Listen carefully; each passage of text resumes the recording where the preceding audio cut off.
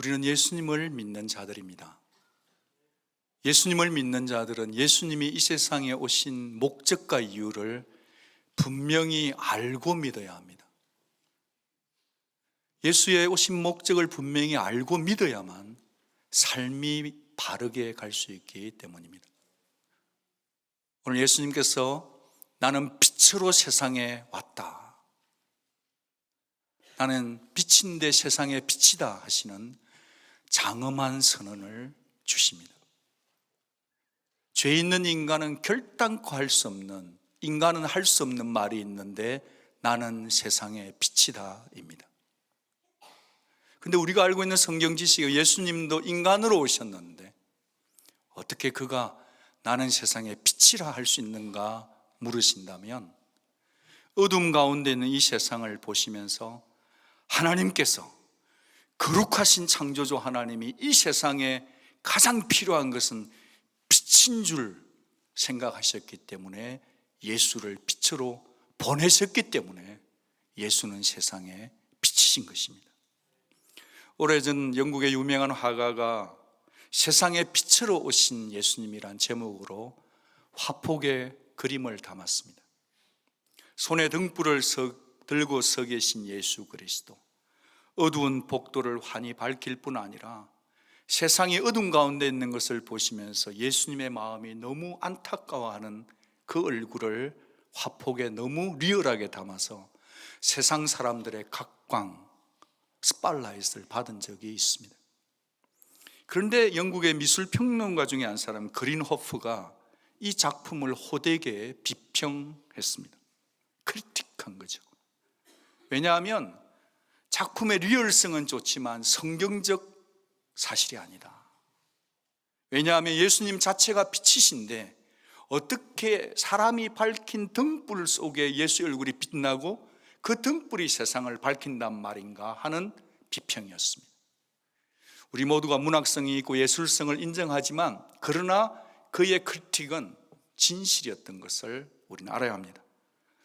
왜냐하면 우리 주 예수 그리스도는 달빛이나 별빛처럼 반사광이 아니시기 때문입니다. 여기 뒤에도 등이 있는데요, 이 등이 가끔 너무 뜨거우면 잠을 자고 나 죽어요 하고 죽어요. 그러면 제가 전구를 새로 사서 갈아 끼워줘요. 이 등 속에는 구름기둥, 불기둥으로 인도하셨던 그런 어떤 의미가 담겨 있죠. 이 친구는 자기 스스로는 절대로 끝까지 절 수 없어. 누군가가 아웃사이드 스위치를 틀어줘야 되는 건데, 이 세상의 모든 사람이 만든 빛은 그러하지만 주 예수의 빛은 스스로 빛나는 빛이심을 믿으시기를 바랍니다. 그 빛이 이 어두운 세상을 뚫고 들여오셨기에 세상이 이만큼 빛을 발하고 있다는 것입니다. 그게 바로 성육신이요, 그게 바로 복음의 시작이고 그게 바로 복음의 전부인데 예수는 빛이십니다. 오늘 사도 요한이 그의 복음서를 쓰면서 처음부터 끝까지 빛이란 단어를 23번을 정확하게 인용하죠. 그리고 요한은 이 빛의 반대인 어둠을 가지고 계속해서 그의 논지를 설득해 가고 있습니다. 요한복음 1장 4절에 보면 그 안에, 예수 안에 생명이 있으니 이것이 사람들의 빛이다. 누가 빛이죠? 예수가 빛이에요. 비슷한 말씀이 요한복음 8장 12절에도 이렇게 되어 있네요. 나는 세상의 빛이니 나를 따르는 자는 어두움에 다니지 아니하고 생명의 빛 얻으리라. 주님이 이 세상에 오시니 너희들 더 이상 어두움에 살지 말라는 거예요. 어둠에 다니지도 말라는 거예요. 빛을 따르라고 강력한 초대장인 것입니다. 그러면 이 어둠이 뭘까요? 이 어둠은 여러 가지 견해가 있겠지만 이 어둠은 영적인 죽음 상태, 빛이신 하나님과 단절된 상태를 말하는 것입니다. 사람들 마음속에, 생각 속에 지배당하고 있는 영적인 어둠의 세력을 말하는 거죠. 좀 더 구체적으로 말하면 어둠 속에 들어가 보면 마귀와 사탄이 인간의 생각을, 지성을, 감성을, 모든 것을 흐려버리는 어둠의 세력인 것이죠. 요한복음 12장 35절 예수님 말씀을 보면 어둠에 대한 두 가지 특성을 캐치업하게 됩니다. 같이 한번 읽어보면 아직 잠시 동안 빛이 너희 중에 있으니 빛이 있을 동안에 다녀서 어둠에 붙잡히지 않게 하라. 어둠에 다니는 자는 그 가는 곳을 알지 못하느니라. 어둠의 특징 두 가지를 짧게 보면, 첫째, 어둠은요 사람의 영혼과 생각을 사로잡아 붙들어 버리는 거예요. 여러분, 이것을 쉽게 생각하면 안 됩니다. 가볍게 생각하면 죽습니다. 한번 어두운 재래세계에 딱 붙잡히면, 정욕에 붙잡히면 쉽게 헤어나기 어려운 게 어둠의 특성이에요. 죄의 세력은 아주 집요해요. 끈질겨요. 이 어둠의 세력에 붙들리면 여러분이 아무리 이를 깨물고 결심해도 이길 수가 없어요. 왜냐하면 그것은 영적인 세계이기 때문에 그래요. 이 어둠 속에는 갈증이 있어요. 어둠은 끝까지 다고다고 하는 죄의 속성이 같이 묶여있기 때문에 그래요. 이 어둠의 세력이 어디를 어택하느냐? 사람의 생각을 첫 번째 어택하고 생각을 도메인, 지배해버린다는 거예요. 어둠이 사람의 생각 속에 들어오면 여러 가지 정상들로 표현할 수 있겠지만, 이런 현상이 현대를 살아가는 우리에게 적절한 설득인 것 같아요. 여러분의 핸드폰이나 SSN을 통해서 정말로 여러분이 어둠 속에 붙잡혀 버리면요, 에덴 동산에는 보이는 선악과로 유혹했지만 요즘 우리들에게는요, 터치만 하면 어디든지 끝까지 갈 수 있는 어둠과 정욕과 타락의 그림자들이 같이 있다는 거예요. 생각이 어택당하면 생각의 지배를 받아 손끝이 터치하는 순간 저와 여러분들은 거기에 끌려 들어갈 수 있다는 거예요. 그러면 시간 낭비, 에너지 낭비, 자신의 자아가 무너지고 건강성이 무너지고 도덕성이 무너지고 다 무너지게 되고 만다는 거예요. 어둠에 붙잡힌 사람의 특성을 살펴볼 때 그의 언어 생활을 체크해 볼 필요가 있다고 봐요. 사람이 어둠에 붙잡히면 말이 누추해요. 어리석어요. 늘 부정적이에요. 성적인 농담도 떼놓고 장난삼아 막 해요. 도무지 감사할 줄 몰라요. 로마서 13장에 보면 바울이 이렇게 말해요. 어둠의 일을 제발 좀 벗어버려라. 어둠의 일을 벗어버리란 말이다. 그러면서 어둠의 일을 바울은 이렇게 클리어하게 알려줍니다. 유치원생들도 알아들을 말로 설명해줘요. 어둠의 일이란 방탕, 술취함, 음란, 호색, 다툼, 시기다. 이 말을 못 알아듣는 분 계십니까? 구구사전이 필요하신가요? 아니요. 하나님의 성령은 우리에게 말씀을 줄 때 굉장히 클리어해요. 에베소서 5장에서는 아예 이렇게 말씀합니다. 어둠의 일이 뭐냐? 음행과 온갖 더러운 것과 탐욕, 그 이름조차 부르지 말라고 우리에게 호소합니다. 왜냐하면 이 모든 일은 다 어둠의 일인데 그 끝은 열매가 없다는 거예요. 빛의 열매가 안 맺힌다는 거예요. 어둠의 열매를 맺는다는 거예요. 올해 우리 교회의 표어가 그리스도와 연합해서 풍성한 열매를 맺자. 빛 대신 예수와 연합되어서 정말 풍성한 열매 맺자 아니겠어요? 여러분, 저희들 절대로 어둠에 붙잡혀 있어서는 빛의 열매를 맺을 수가 없습니다. 어둠을 붙들지 않는, 어둠에 붙잡히지 않는 그런 저와 여러분 되기를 축복합니다. 두 번째로 어둠의 특징은 말씀에 어둠에 다니는 자는 자기가 어디를 가는지 모른다 했기 때문에 어둠은요 분별력을 잃어버리게 해요. 뭘 잃어버린다고요? 분별력을 잃어버리면 뭘 잃으냐? 방향성을 잃어버리는 거예요. 인생은 방향이 중요합니다. 방향을 잘못 잡으면 아무리 노력해도 헛사가 될 때가 있다. 어둠에 붙잡히면 분별을 잃어버리고, 분별을 잃어버리면 뭘 잃어버린다? 방향성을 잃어버린다. 생의 방향을 잃어버린다. 어디로 가야 할지를 모르겠어요. 여러분, 창세기 1장 1절에 보면 첫 시대에 정말 이런 상태를 보여줍니다. 그 첫 1장을 보면 혼돈과 공허와 흑암으로 가득 찼다 했어요. 왜 그렇죠? 빛이 없었기 때문에. 여러분, 어둠 속에 있으면 명료함이 사라져요. 어둠 속에 있는 자는 자기가 창피로운 줄을 몰라요. 어둠 속에 있는 자는 자기가 부끄러운 일이라고 해도 부끄러운 줄을 몰라요. 어둠 속에 있는 자들은 자기가 하면 안 되는 일을 해놓고서도 당당해요. 죄의식도 없어요. 왜 그렇죠? 분별력이 없기 때문이에요. 방향성을 잃어버렸어요. 왜 그래요? 어둠에 붙였기 때문에 그렇다는 거예요. 그러나 사랑하는 여러분, 어둠이 아무리 칠흑 같아도, 어둠이 아무리 칠흑 같아도 아주 조그만 꼬마 전구에 정말 1와트짜리 불만 밝혀도 그 빛이 어둠을 몰아낸다는 사실을 믿으시기 바랍니다. 사랑하는 여러분, 빛이 있는 곳은 어둠이 떠나가게 되어 있어요. 빛이 임하면 아무리 강력한 어둠이라도 그 어둠은 세력을 잃어버린다는 거예요. 그래서 하늘에 계신 하나님께서 이 세상에 어둠에 눌리고 붙잡혀 있는 우리들을 보면서 참으로 유일한 대안으로 그냥 우리가 그렇게 사는 걸 볼 수 없어서 보내신 분이 계시니 세상에 빛으로 오신 주 예수 그리스도신 것입니다. 주님이 이 세상에 오신 이유를, 어둠 두 가지를 봤으니까 빛으로 오신 이유 두 가지를 짧게 살펴보겠습니다.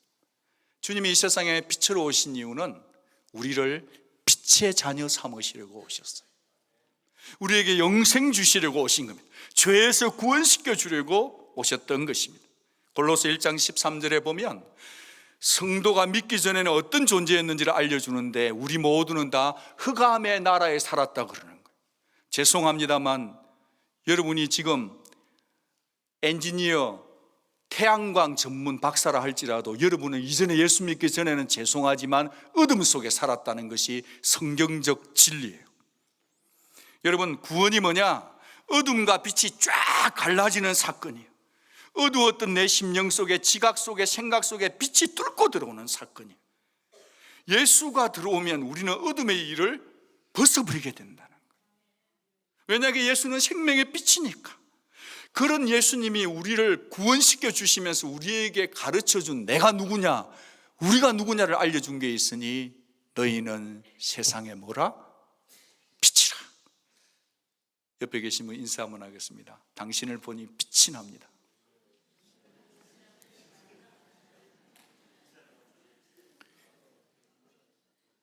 이 빛은 여러분 때문에 나는 빛이 아니에요. 여러분 속에 계신 예수 믿는 자가 가지는 하나님이 심어놓은 빛인 줄로 믿습니다. 주님께서 마태복음 산상수훈 첫 설교에서 이미 너희는 세상에 뭐라? 빛이라. 여러분, 교회 다니는 분은 세상의 빛이라는 것을 믿으시기 바랍니다. 내가 누군지를 알아야 돼요.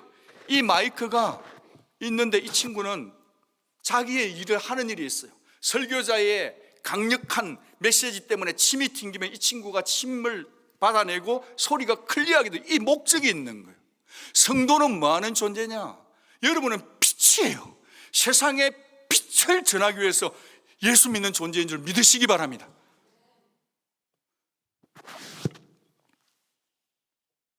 여러분, 제가 이 말씀을 준비하면서 이 본문 한 절을 선택하면서 이 본문 말씀을 선택하게 된 또 다른 말씀이 있어요.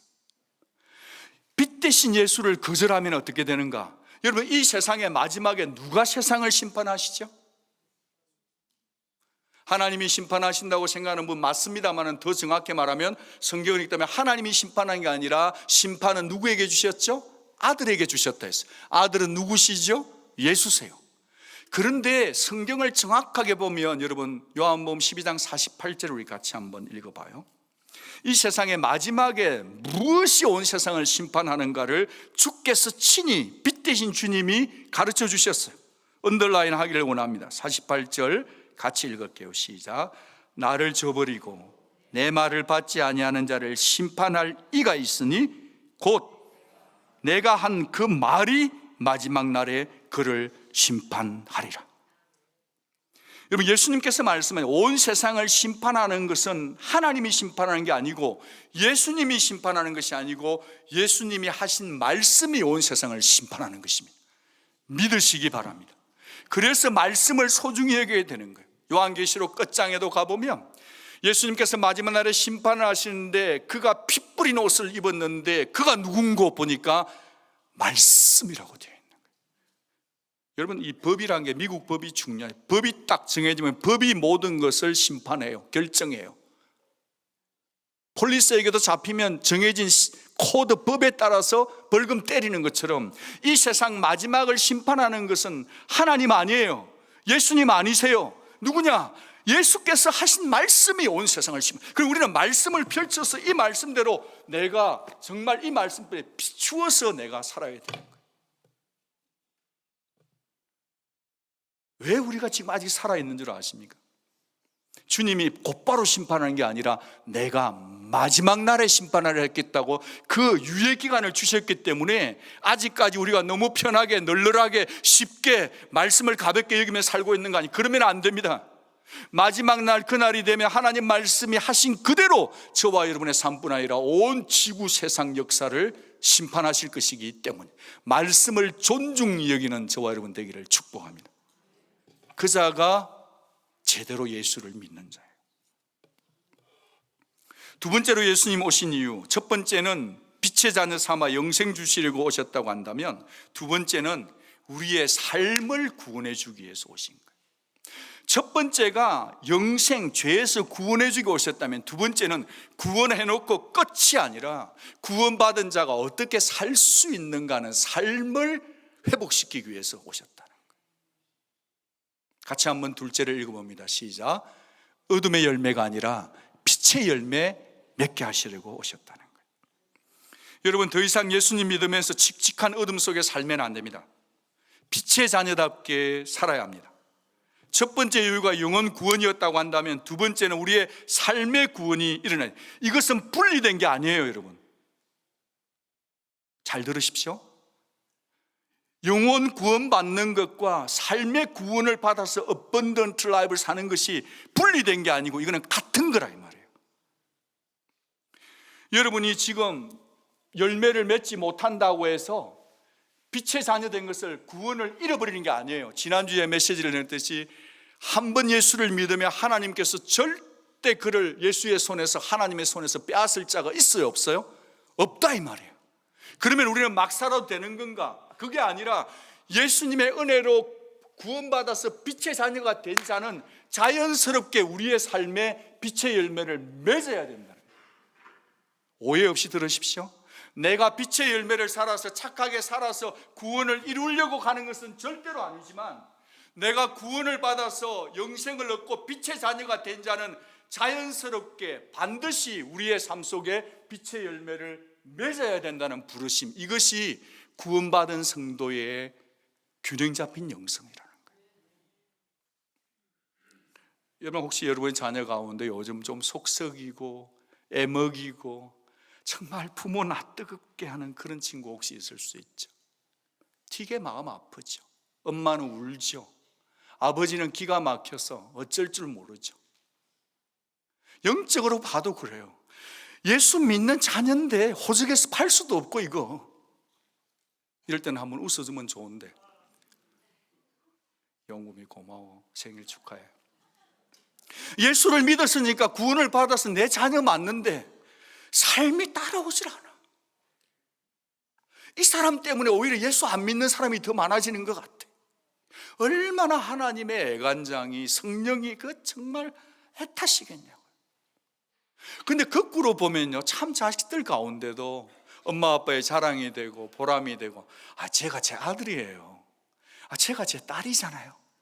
하늘의 아버지도 우리를 보면서 정말 우리의 삶 때문에, 우리의 그 어떤 진실된 삶 때문에, 사탄 너 보니 저 집사님? 내 아들이야, 날 믿는 자거든. 좀 그렇게 살아갈 수 있는 것이 분리된 게 아니라 우리의 삶에 눅진눅진하고 더럽고 죄짓고 살지 않도록 하기 위해서 주님이 빛으로 이 세상에 왔다는 것을 믿으시기 바랍니다. 목사님 좀 추상적이에요. 구체적으로 얘기해 주세요. 저는 꼭 집어줘야, 핀포인트 해줘야 알아듣거든요. 그런 분에게 얘기를 드리고 싶어요. 용서해야 돼요.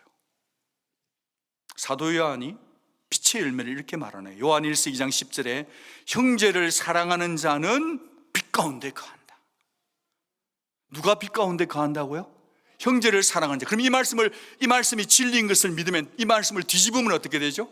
거꾸로 뒤집으면 형제를 미워하는 자는 어디에 거하고 있는 거예요? 어둠에 거하고 있는 거. 저와 여러분의 삶 속에서 기도가 응답이 안 되고 내 삶 속에 지금 다이나믹이 떨어진다면, 여러분 속에 있는 그 원수 같은, 용서할 수 없는 그분이 누구든지 간에 지금 용서를 선포하시기를 바라요. 묶인 것을 풀어야 합니다. 사람마다 누구나 다 그런 사건 한두 가지 있어요.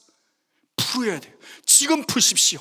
나중에 적용기도 할 때 풀려고 하지 말고, 주님, 지금 제가 용서합니다. 지금 말씀의 빛을 받았으니까 지금 적용할 수 있기를 부탁해요.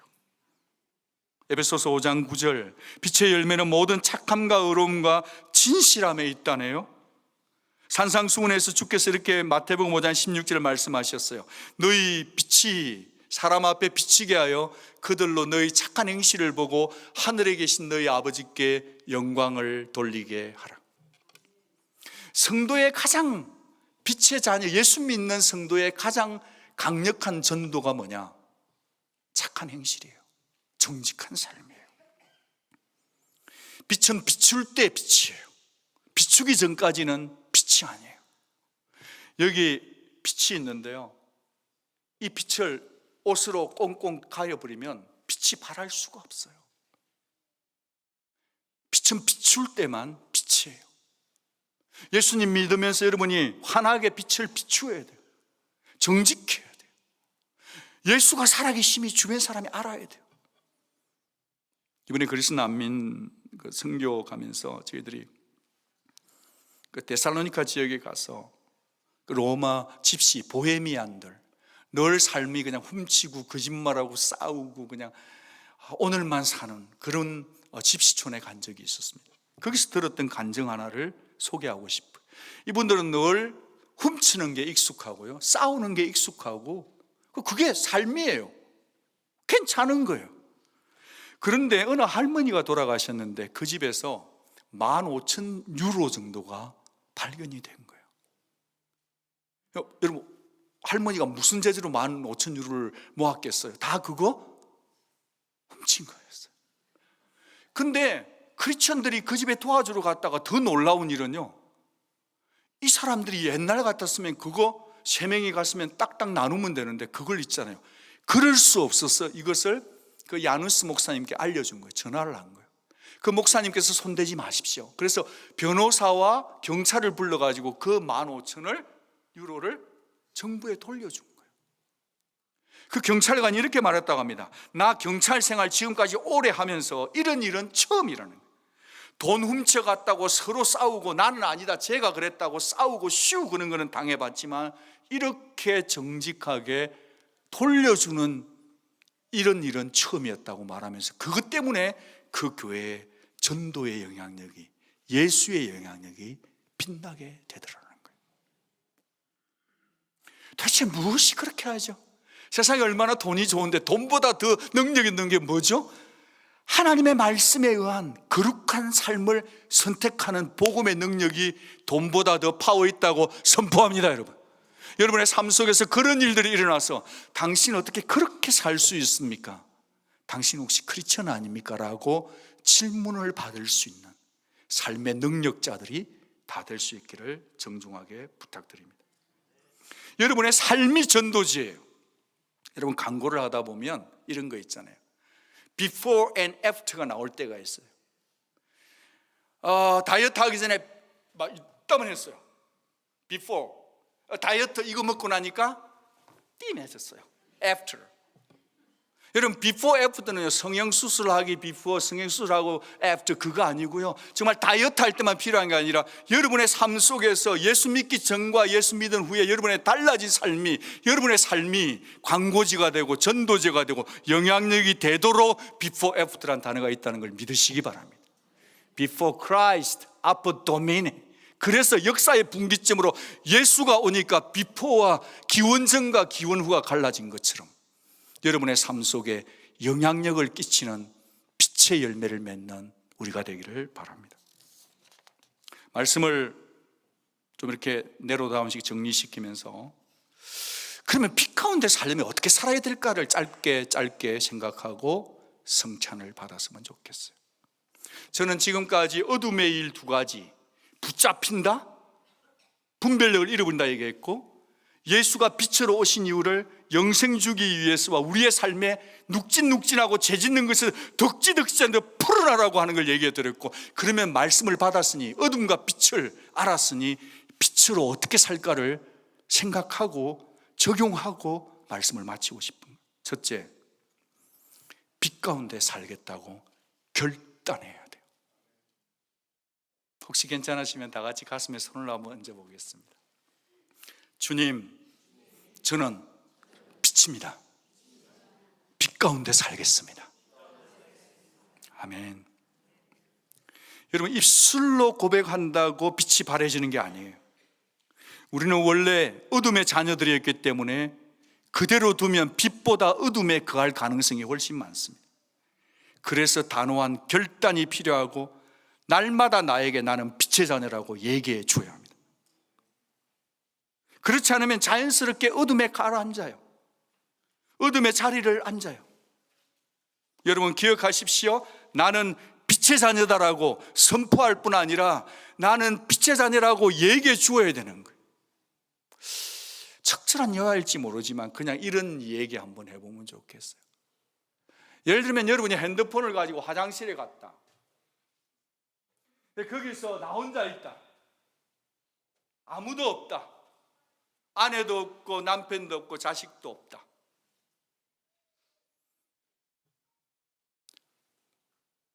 너무 디테일해서 죄송스럽긴 하지만 나 혼자 화장실에 들어갈 때 들어가기 전에 나는 빛의 자녀라고 선포하고 화장실에 들어가서 볼 것을 보고 볼 일을 보시기를 바라요. 굉장히 중요한 프랙티스라고 생각해요.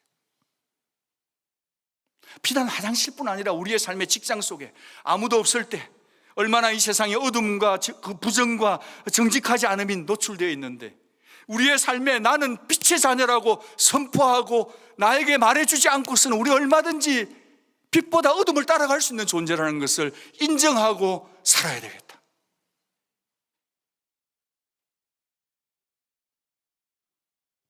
빛은 그냥 따라지는 게 아니에요. 빛은 내가 나를 붙잡고 내가 빛이라고 선포하고 예수라는 빛을 생각하고 죽기 살기로 십자가를 지고 사소한 생활 영역에서 내가 주를 따라가야만 빛 가운데 살 수 있다는 것을 인정해 주시기를 부탁합니다. 그러려면 어떻게 되나? 둘째로, 두 번째는 말씀의 빛을 따라가야 돼요.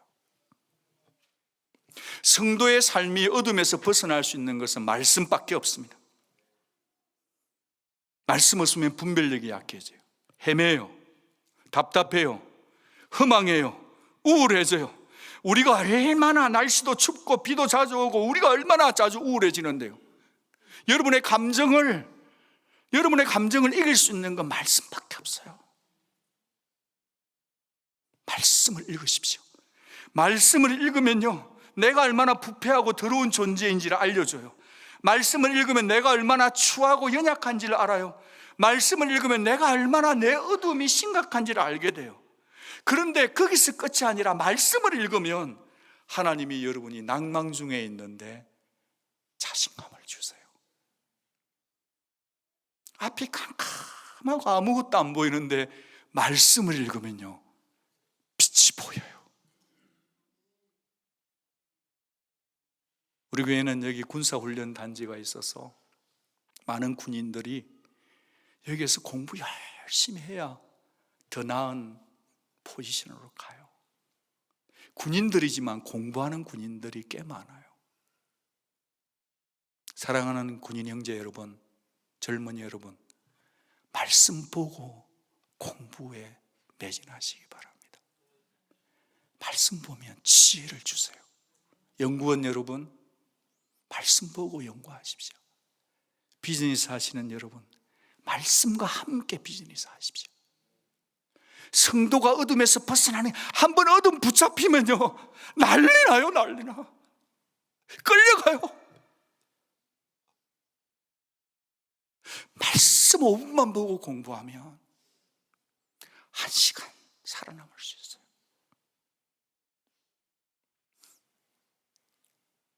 청년이 무엇으로 행실을 깨끗게 하겠습니까? 주의 말씀이에요. 말씀은 내 발의 등이요 빛이에요. 이 말씀은 그냥 1년치 뒤를 다 보여주는 게 아니에요. 상향등이 아니에요. 이 말씀은 내 오늘 걸어갈 내 앞길을 밝혀주는 등불인 거예요. 그런 거로 우리는 오늘 필요한, 오늘 내게 일용할 양식을 달라고 하나님께 기도해야 될 줄로 믿는 것입니다. 여러분, 말씀 읽기 없이 살면 안 돼요. 말씀 암송하지 않으면 안 돼요. 말씀 묵상하지 않으면, 말씀을 뒤로 한 채 여러분이 교회 생활 열심히 봉사만 하면요, 저와 여러분은 빛 속에, 빛 안에 거하라고 부름받은 존재인데, 이 빛이 만들어낸 이 그림자에서 살고 있는 여러분일 수 있어요. 여러분 중에 아직 예수를 안 믿는다면 오늘 회개하고 예수를 믿으십시오. 그래야 빛으로 들어와요. 여러분이 이미 예수를 믿는 분이라고 하면, 여러분, 제가 이 얘기하는 걸 좀 알아들어 주세요.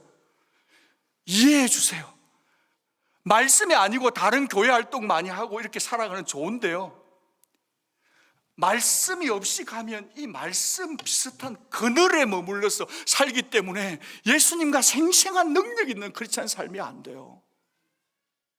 교회는 오는데 책도 보고 있고 나름 뭘 하고 있는데 예수 말씀이 주는 그 신선하고서도 깔끔하면서도 드레싱이 아주 신선한데요, 그 뭐 있어요. 예수 말씀 자체가 주는 그 있어요. 그 속에 들어가야지.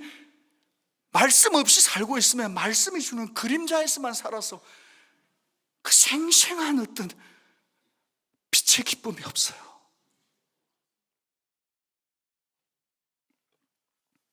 세 번째로, 저와 여러분은 빛을 비추는 자로 부름받았다는 것을 잊지 마시기 바라요. 우리는 빛을 비추는 자예요. 예수 생명을 빛을 반사시키는 자예요. 여러분, 빛이 오니까요, 그렇게 추운데 저기 바깥에 벚꽃이 수천 개가 피었어요. 빛이 오니까 꽃이 피던데요. 사람도 그래요. 성도는 특별히 더 그래요. 말씀의 빛을 받아야 살아나요. 예수의 말씀의 빛을 받아야 살아나요. 기분도 살아나요. 몸도 살아나요. 그 영도 살아난다는 것을 믿으시길 바랍니다. 그러니까 여러분, 우리 이리 살면 안 될까요? 한번 이리 살아봅시다. 내가 가면 이상하게 분위기가 밝아지는 사람 되면 어떻겠어요? 여러분이 가면 이상하게 절망 속에 있는 사람이 여러분하고 들어주고 기도 한번 해주고 나면 절망이 바뀌어서 소망을 가고 일어나는 사람 되도록 여러분 삶은 어떻겠어요? 덜퍼덕 주저앉아서 정말 생을 마감하고 싶은 사람이 있다. 여러분이 찾아가서 예수 믿읍시다. 내 기도할게. 예수가 있잖아, 예수가. 그러면 그 사람이 자살하려다가도 다시 살아내는 용기를 주는 그런 빛을 반사시키는 여러분이 될 수 있기를 바랍니다. 내 안에는 빛이 없지만 예수의 빛을 비추기 위해서 살아갈 수 있기를 바랍니다. 마지막으로 요한복음 12장 46절을 다시 한 번 더 천천히 읽고 기도하겠습니다.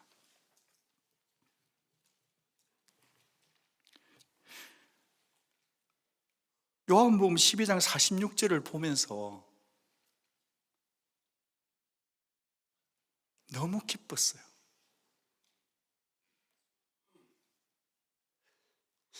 마치 그런 것 같았습니다. 여기 뒤에 이제 조그만 등이 있잖아요. 이 등을 밝혀놓는 이유는 새벽에 오면 이게 따뜻한 색깔로서 하나님의 마음 같아서 이 등을 조그만 걸 하나 켜놔요.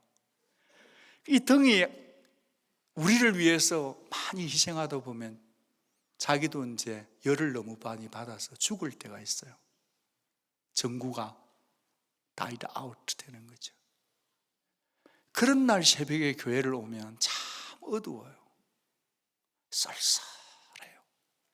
그러면 제가 빨리 제 목양실로 가서 그 전구 담화 하나를 벌브를 가져와서 이걸 꽂아놔요. 저는 꼭 그런 느낌이었어요. 신앙은 양자택일이에요. 결혼도 양자택일이듯이 신앙의 삶은 빛과 어둠 두 가지를 다 하는 게 추구다네요. 예수를 믿는다는 것은 하나만 하는 거예요.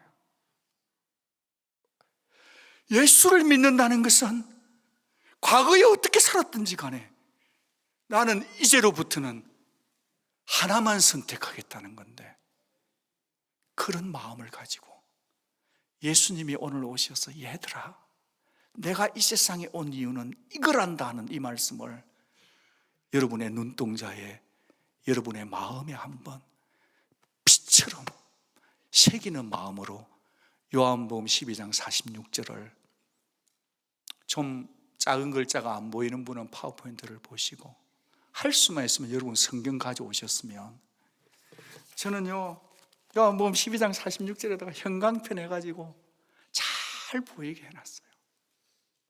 얼마나 이 말씀 좋아요. 여러분의 성경에다가, 여러분 마음판에다가, 나 오늘 예수 이전에도 믿었지만 처음 믿는 마음으로 나는 이제부터 오늘 이 말씀 듣고 이 말씀 읽으면 나는 이제 더 이상 예수가 이 세상 오신 이유로만 살겠다는 그런 각오와 결단을 가지고 이 말씀을 한번 진실한 마음으로 한 번만 다 같이 읽으시면 좋겠습니다. 같이 한번 읽겠습니다. 요한복음 12장 46절, 살아계신 예수님의 말씀입니다. 시작. 나는 빛으로 세상에 왔나니 물은 나를 믿는 자로 어둠에 거하지 않게 하려 함이로다. So that 구문이지만 영어로는, 헬라어로는 휘나 용법, 휘나. 이 휘나는요 하나님의 마음이에요. 하나님의 뜨거운 가슴이에요. 하나님의 용암이에요. 하나님의 목적이에요. 하나님의 의지예요. 이거 해주기 위해서 오신 예수. 오늘부로 어둠과 떠나는 그런 우리의 삶이 될 수 있기를 주의 이름으로 축복합니다. 기도하겠습니다.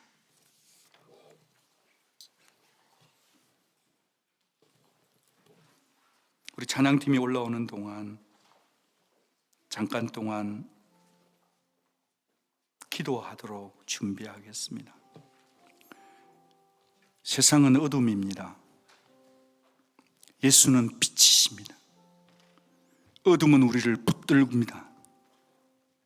안 믿는 자도 붙들었지만 믿는 우리도 붙듭니다. 붙들리면 분별력을 잃고 방향을 잃고 죄를 즐깁니다.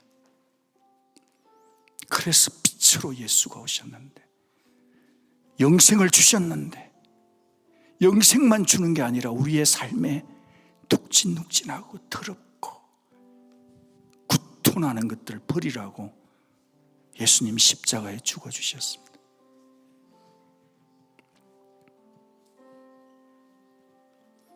예수 믿으면서도 죄를 짓고 있는데 여전히 맛있는 음식, 좋은 곳, 내 가정생활, 내 언어생활, 내 여가생활에, 리저 생활에 변화가 없다면,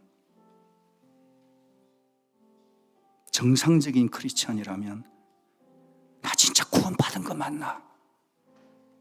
어떻게 죄를 짓고 있는데도 내가 이렇게 두려움이 없지? 성령으로 거듭난 자는 죄를 지으면 가슴이 아파요. 아무리 맛있는 걸 먹어도 맛이 없어요. 아무리 좋은 걸 봐도 그 끝자락에 내가 그런 죄를 짓다니, 예수님께 죄송하고 민망한 영이 작동이 돼요. 작동해.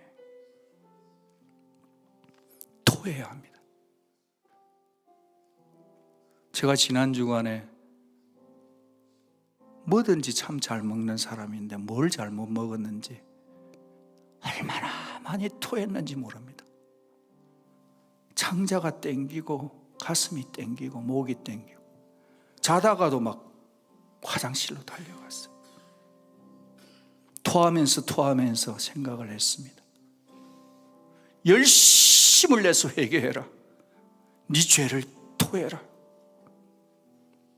사랑하는 여러분, 예수 믿으면서 죄도 먹고 은혜도 먹고 복도 받고 싶고 음란하게 살고 나쁜 거 보고 나쁜 거 즐기고, 그 예수 믿는 거 아니라고 우리가 말해야 되는 거 아닌가요? 성찬을 받기 전에